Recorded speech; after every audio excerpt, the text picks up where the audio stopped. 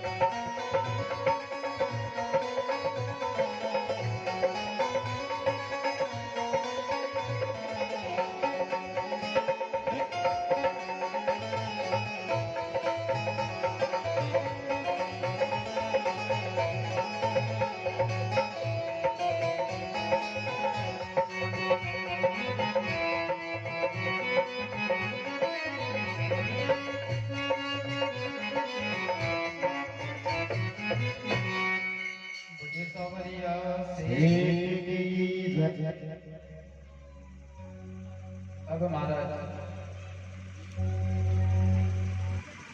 वही अगर जीवन में हरि नाम नहीं तो फिर क्या जीना महाराज, फिर क्या जीना।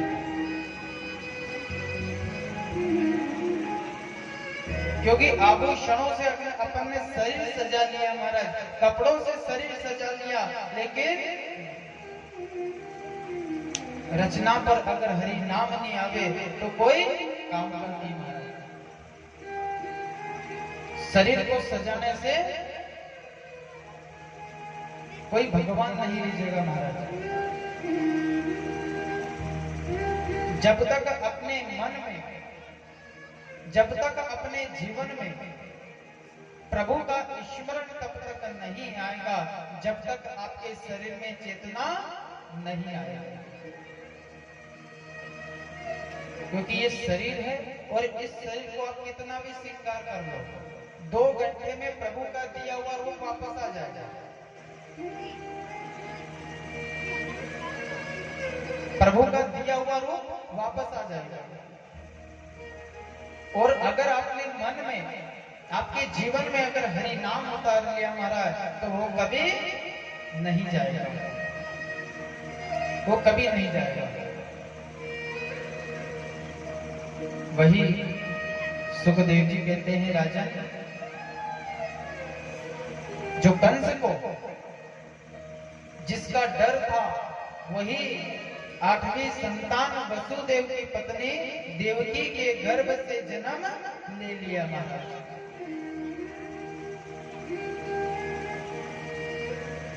अब वसुदेव कहे कि काल को जो कंस को डर था, जिसका इंतजार था, उसने तो जन्म ले लिया है महाराज। अब वसुदेव कहे कि इस बालक को भी मार देगा। तो उसी समय आकाशवाणी हुई कि वसुदेव इस बालक को रात में ही गोकुल में नंद बाबा विराजमान है और उनकी पत्नी यशोदा, और यशोदा के घर जाकर के इस बालक को छोड़कर के आ जाओ। और वहां से जो बालिका है उस बालिका को उठा करके ले आना। किसी को भी पता नहीं है महाराज,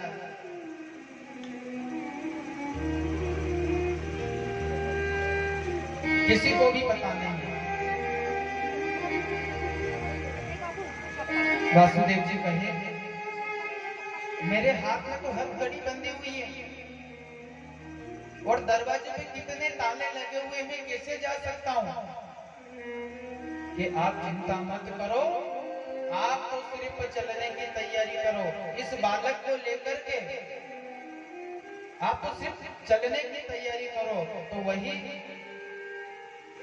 वसुदेव जी महाराज जाने की तैयारी कर रहे हैं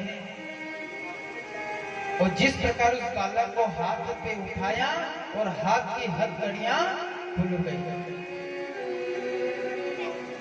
हाथ की हथकड़ियां खुल गई महाराज। थोड़ी से आगे गए और दरवाजे में जितने भी ताले लगे थे वो सारे ताले टूट करके नीचे गिर गए। और आसपास जो पहरेदार थे ना, वो भी सो गई महाराज। अब जिस प्रकार उसी महल से सब रात्रि में सब सोए हुए थे और वसुदेव जिस प्रकार उस महल से बाहर निकले और पानी के महाराज पानी गिरने लगा, जल वर्षा होने लगी। वसुदेव कहे कि इस बालक को इस जल में लेकर के कैसे जाऊंगा, नन्हा सा बालक है और इसको बाहर कैसे लेके जाऊं। अब देखो उसके भाग महाराज, शेषनाग के भाग को देखो, कौन सा पुण्य किया था उसने, ऐसा कौन सा कर्म किया था उसने जो प्रभु द्वारिकाधीश की रक्षा कर रहे महाराज। अपने फण पर सारा पानी जो गिर रहा था वो अपने फण पर रोक लिया और भगवान ठाकुर जी की सेवा करने लगा। कितने भाग्य महाराज उसके। वही वसुदेव कह रहे हैं कि ये तेरी माया कोई नहीं पा सकता है। अरे तू तो दुनिया का सृजनहार है, तू तो दुनिया की रक्षा के लिए यहाँ आया है। तो वही वसुदेव उस बालक को लेकर के जा रहे हैं और वो कह रहे हैं कि तेरी माया का न पाया कोई पार, के लीला तेरी कोई जाने। तेरी माया न पाया कोई पार, लीला तेरी कोई जाने।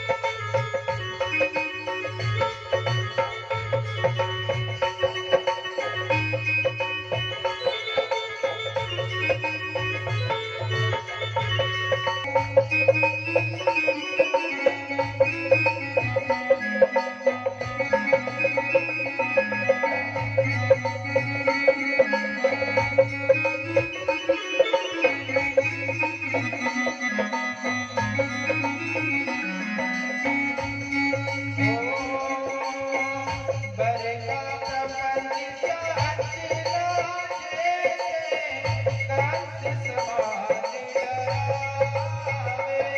हो कंस समान डरावे।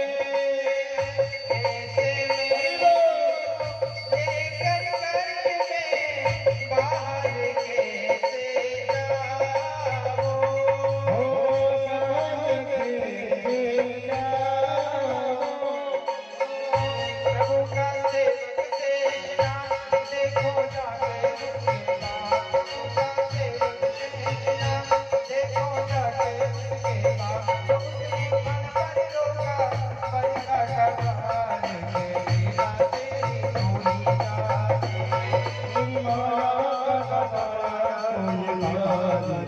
का बहार के लीला तेरी कोई जाने। तेरी माया का कोई बात लीला तेरी कोई जाने। तेरी माया का कोई बात श्री जगन्नाथ लीला तेरी कोई जाने। बोलिए सांवरिया से जय। अब महाराज देखो उसके जागे बाग। उसने फण पर बरखा का जल रोक लिया महाराज। उसने बरखा का जल रोक लिया। वही सुखदेव जी कहते हैं राजन,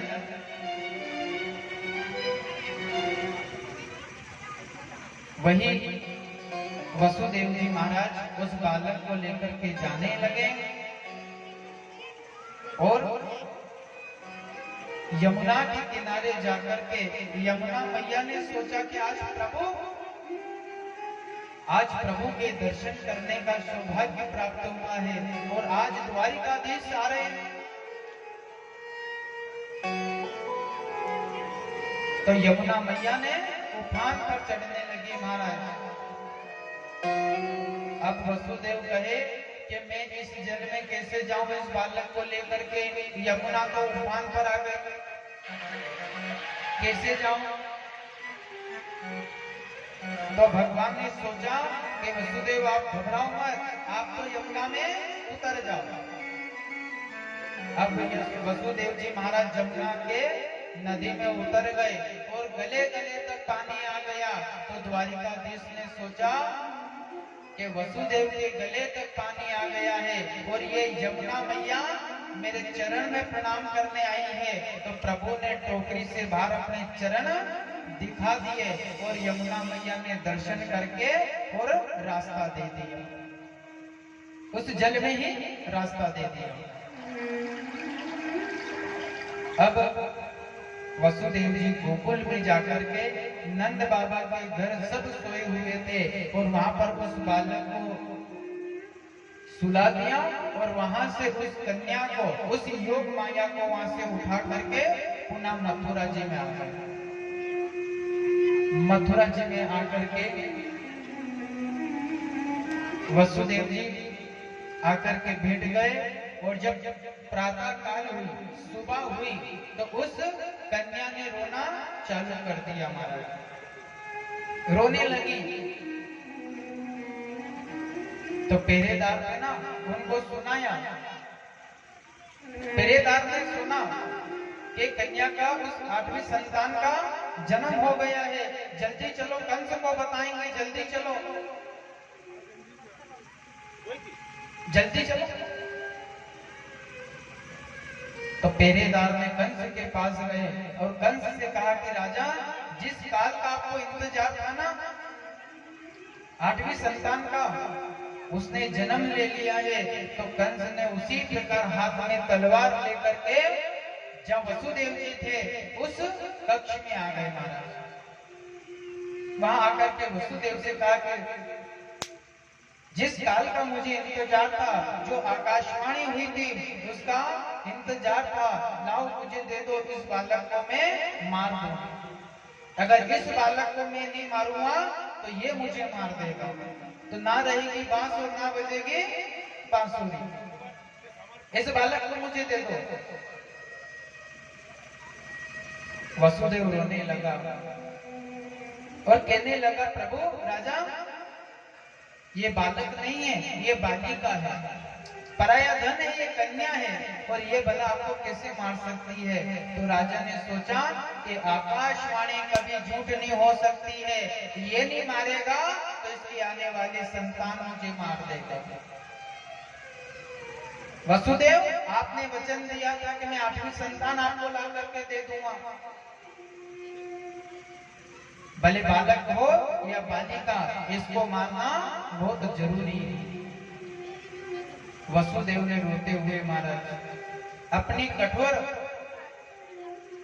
बन करके उस बालिका को राजा के हाथ में दे दिया, और राजा ने उसी प्रकार उस बालिका को, उस योग माया को ऊंचे हाथ करके पत्थर पर फेंकने लगे, और इतने में वो हाथ से छूट करके आकाश में चली गई, और आकाशवाणी में जाकर के आकाशवाणी करी कि राजा, तू मुझे क्या मारेगा? अरे तुझे मारने वाला तो कब का जन्म ले चुका है,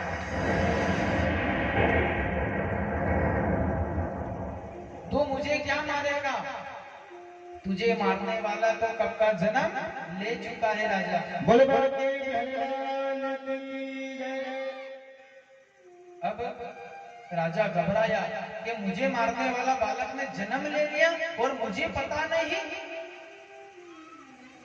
आकाशवाणी ने कहा कि ढूंढना है तो ढूंढ लेना, तुझे मारने वाला तो कब का जन्म ले चुका है। राजा घबराया, राजा घबरा करके अपने कक्ष में आकर के मानो चिंता करने लगा कि कहां पर जन्म लिया है और कैसे ढूंढे माला। रोज कहीं ना कहीं तो बालक जन्म हो ही रहा है, और कहां पर जाकर के ढूंढूं मेरे काल को। अब इधर गोकुल में भी पता चला, नंद बाबा के घर भी बालक का जन्म हुआ, उनको भी वृद्ध अवस्था में आकर के बालक का जन्म हुआ। अब उनके यहाँ भी खुशी हो रही है, सब बधाई देने जा रहे हैं कि नंद बाबा के घर बालक का जन्म हुआ है, सब बधाई देने आ रहे हैं, और वो बोल रहे हैं कि लल्ला जन्म सुनियाई, यशोदा मैया दे दो बधाई। लल्ला मैया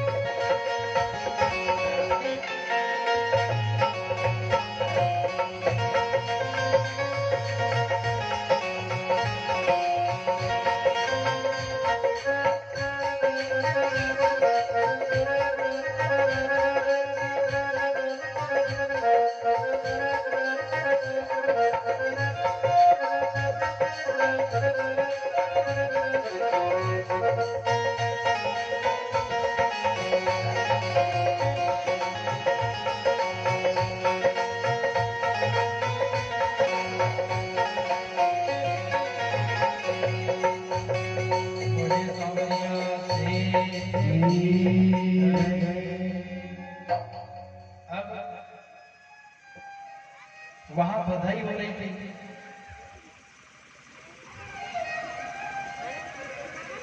कंस ने कहा कि पुतना तू मेरा एक काम करना। पुतना ने कहा कि जी राजा, क्या आदेश है? कि अपने ब्रज मंडल में नंदगांव, मथुरा, बरसाना, गोकुल, इन गांव में जो भी आज से लेकर के 10 दिन तक का जो भी बालक ने जन्म लिया था, उस बालक को मार के आ जाना। एक बालक की जगह महाराज उसने कई बालक को मार दिया।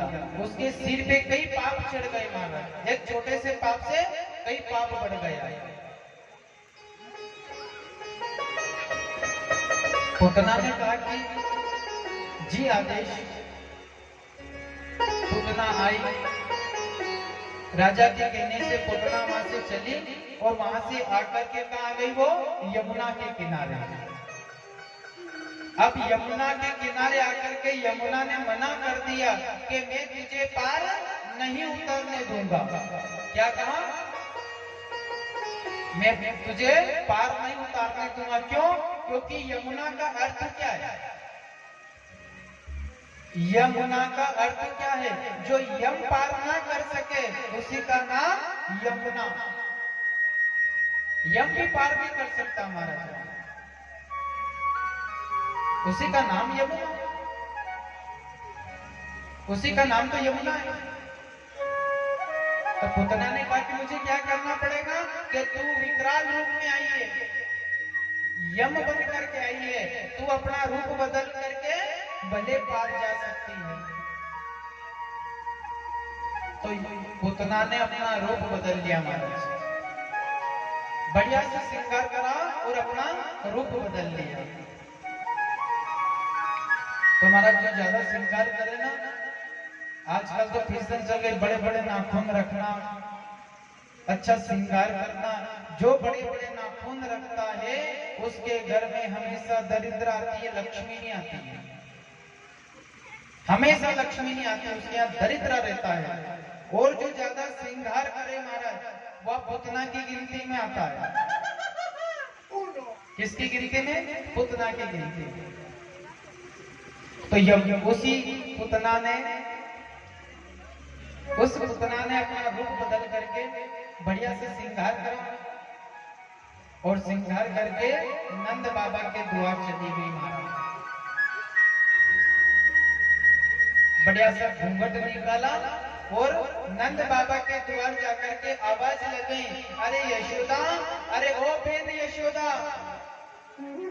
अब वहां तो बहुत सारे मेहमान आए थे महाराज। तो यशोदा मैया ने कहा कि कौन आया? द्वार पर देखो तो सही, कौन आया? जाकर के देखा कि गुजरी तू? बोले हाँ, मुझे नहीं पहचाना? यशोदा ने कहा कि नहीं पहचाना। कि यशोदा बेन तू क्या पहचाने? जब तेरे यहाँ कोई बालक नहीं था तब तो मुझे पहचानती थी, जब मुझे याद करती थी, और आज तेरे यहाँ बालक का जन्म हो गया तो मुझे भूल गई। तो यशोदा ने कहा कि कोई बात नहीं बहन, कहीं ना कहीं आसपास के गांव की होगी, कोई बात नहीं, लाला देखने आई ना, आने दे, आने। अब बहुत सारे मेहमान थे महाराज, किस किस को पहचाने? अपने यहाँ भी शादी हो गई नहीं महाराज। अब जिसको अपन पहचानते हैं उनसे तो राम राम भी कर सकते हैं, और जो नहीं पहचानते थे उनको भी राम राम करके भोजन तो कराना पड़ेगा। आज अपने घर आए हैं तो पहले अपने रिश्तेदार की होगा तो वो रिश्तेदार का रिश्तेदार होगा। नहीं कोई नहीं पहचाने महाराज ने, शादी हो तो भले नए कपड़े पहन करके ना जिम्मे आओ, कौन मना करेगा? कौन पूछे? अगर पूछ भी ले कि आप कहां से हो तो आपने कह दो लड़की तरफ से, नहीं लड़की बड़ा है तो लड़का की तरफ से कह दो जिमणो है अपने को, कौन पूछे? अब महाराज यशोदा ने कहा कि कोई बात नहीं, लाला देखने आई है, देख ली। तो यशोदा ने लाला किसको दे दिया? पुतना को दे दिया कि ले थोड़ी देर तू इसको रख, मैं दूसरे मेहमान आ रहे थे, उन मेहमान से मिल ले। अब पुतना ने क्या करा कि मैया तो मेहमान से मिलने में व्यस्त है। तो उस बालक को कहाँ ले गई वो? नंद बाबा के घर कुछ दूर जाकर के एक वृक्ष के नीचे बैठ गई। उस वृक्ष के नीचे चली गई। अब उसने कहा कि मैं इसको कैसे मारूं? और ये पुतना कौन थी? अगले जन्म में पता थे आपको कौन थी? ये राजा बलि की लड़की थी, रत्नमाला नाम था इसका। तो वामन भगवान जब द्वार पे गए थे ना, तो यही रत्नमाला इसने कहा था कि प्रभु आप कितने सुंदर हो, आपकी भी कोई माँ होगी? तो भगवान ने कहा कि हाँ, मैं भी किसी माँ का बालक हूँ। क्या आपने भी किसी माँ का स्तन दूध पान किया था? बोले हाँ, कि मेरी इच्छा है कि एक बार मैं आपकी माँ बनूं और मेरे गर्भ से आप जन्म लेना। तो भगवान ने कह दिया था कि भले तेरी कोख से जन्म नहीं लूं, लेकिन एक माँ का दर्जा तुझे दे दूंगा, एक माँ की पदवी तुझे दे दूंगा महाराज। अब ऐसा कहकर के भगवान संकल्प ले लिया था, 3 फल भूमि मांग ली। तो रत्नमाला को गुस्सा आ गया कि मेरे द्वार पर आकर के मेरे पिताजी की सारी धन दौलत ले ली तूने, ऐसे बालक को तो जहर दे करके मार देना चाहिए। क्या कह दिया फिर? तो वही प्रभु ने माँ का दर्जा दिया महाराज, उसके स्तन पान किया, दूध पिया महाराज। और उसने फिर कहा था कि ऐसे बालक को तो जहर दे के मार देना था, तो वो अपने स्तन पर जहर लगा करके आई थी महाराज। दोनों मनोकामना प्रभु ने पूर्ण कर दिया। अब पुतना एक वृक्ष के नीचे जाकर के बैठ गई और उस लाला को दूध पिलाने लगी महाराज। अब दूध पिलाने लगी तो परमात्मा ने आंखें बंद कर दी। देखो दूध जब पिए थे ना भगवान, तो वहां कई कारण बने उसके। कैसे कि परमात्मा ने आंखें बंद कर ली थी महाराज, और आंखें इसलिए बंद करी थी कि मैं जहर नहीं पी सकता हूँ, इसलिए भोलेनाथ को याद किया कि आपने समुद्र मंथन में जहर पिया था और आज भी आकर के ये जहर पी लेना। दूसरा कारण ये है कि मैं ऐसी राक्षसी को नहीं देखना चाहता, मैं ऐसे पाप करने वाले को नहीं देखना चाहता हूँ। ये 2 कारण महाराज। और तीसरा कारण ये है कि आज मैंने जिनका स्तन दूध पान किया है, ये मेरी माँ है, और ऐसी माँ को मैं किस प्रकार मारूं महाराज? कैसे मारूं? 4 और 5वां कारण ये है कि भले मेरी माँ हो, ने भले मेरी बुआ हो या मासी हो या रिश्तेदार हो, आज ये मुझे मारने आई है, तो मैं इसको मारूंगा नहीं, बल्कि इसको तार दूंगा, इसको तार दूंगा। वही परमात्मा दूध पीते जा रहे हैं और नन्हे नन्हे हाथों से उस पुतना के गले में जाकर के इतना जोर से गला दबाया, इतना जोर से गला दबाया कि वह पुतना चिल्लाती हुई, रोती हुई और अपने विकराल रूप में आकर के जमीन पर गिर गई।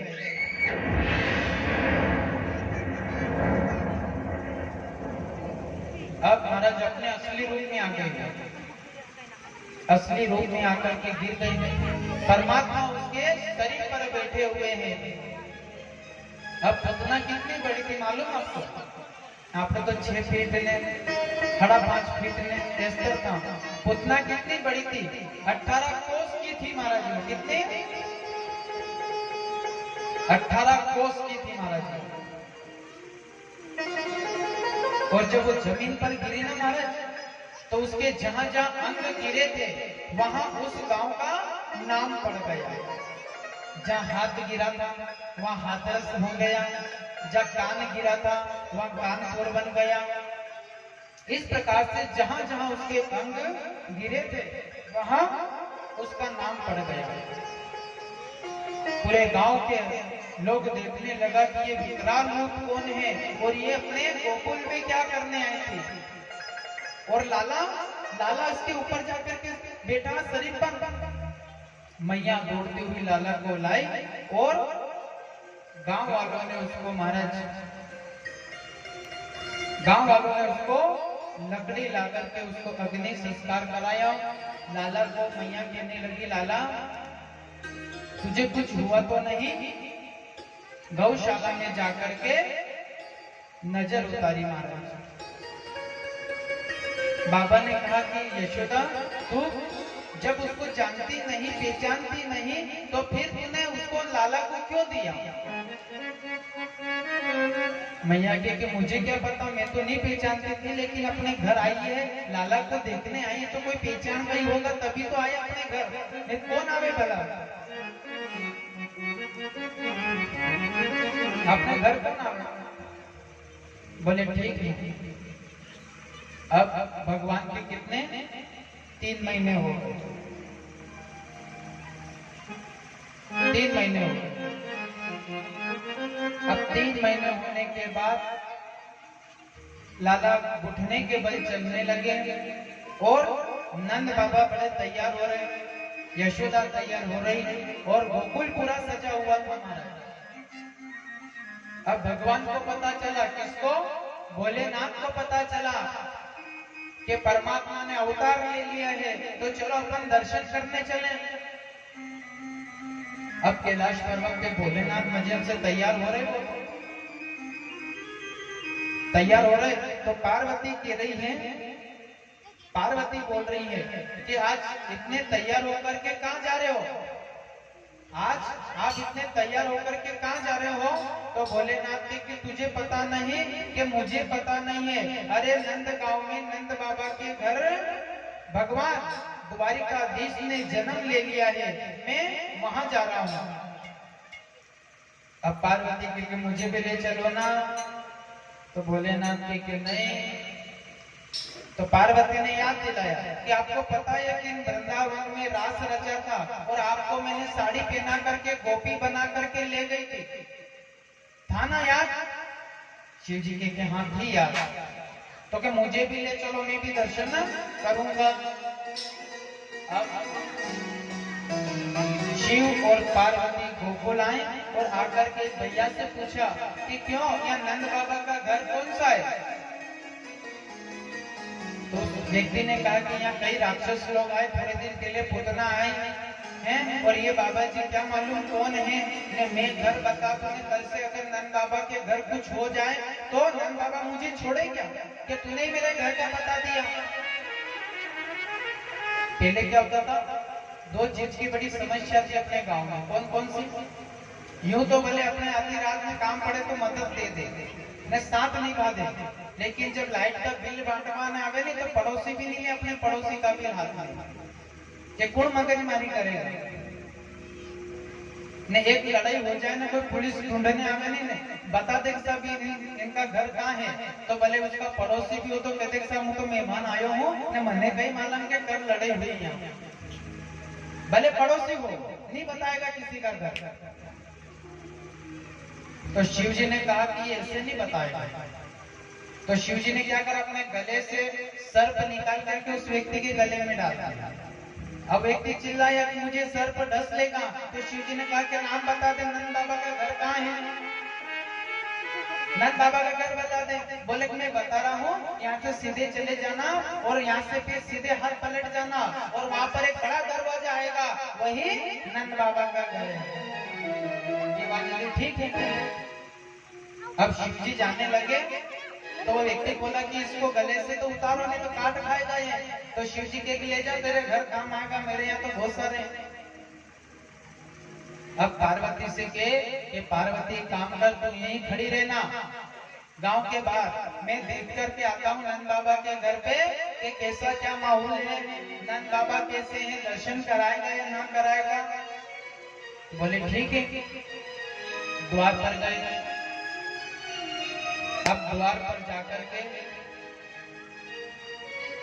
आवाज लगे कि भिक्षान देवी, तो माता पात्र, अनाज का पात्र भरने आई और अनाज के पात्र पर करने पर शिव जी को देने लगी। तो शिव जी ने मना कर दिया कि माता यशोदा, मैं भिक्षा के लिए नहीं आया हूँ, अरे मैं तो उस लाला के दर्शन करने आया हूँ,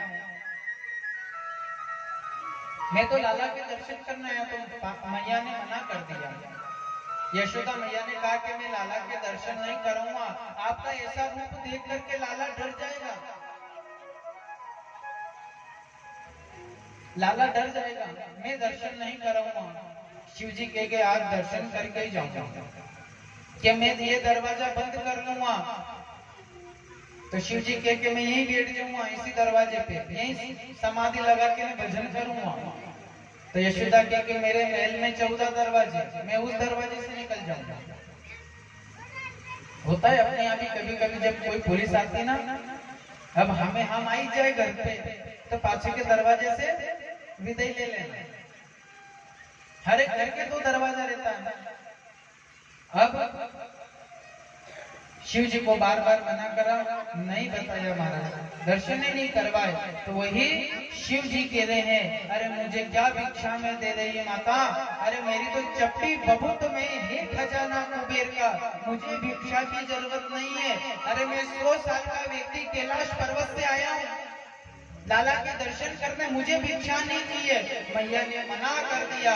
तो शिव जी कह रहे हैं क्या कि पर्दा हटा दे मैया, दर्शन करा दे, पर्दा हटा दे मैया, दर्शन करा दे, पर्दा हटा दे मैया, दर्शन करा दे। आजा रे जोगी तेरे घर होने 100 साल का, आया रे जोगी तेरे घर होने 100 साल